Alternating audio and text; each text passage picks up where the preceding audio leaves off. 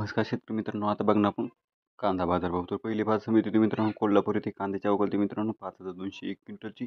किमान दर होता ₹600, कमाल दर होता ₹1,800 व सर्वसाधारण दर होता ₹1,200. आता पुढली बाजार समिती आहे मित्रांनो छत्रपती संभाजीनगर येथे कांद्याची आवक होती मित्रांनो 2,320 क्विंटलची. किमान दर होता ₹300, कमाल दर होता ₹1,450 व सर्वसाधारण दर होता ₹875.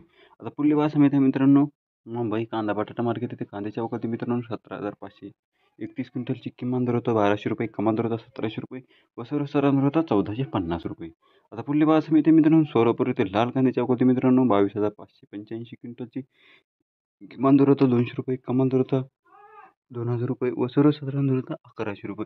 आता पुढली बाजार समिती मित्रांनो पुणे येथे लोकल कांद्याची आवक आली मित्रांनो 14,706 क्विंटलची. किमान दर होता ₹600, कमाल दर होता ₹1,600 व सर्वसाधारण दर होता ₹1,100.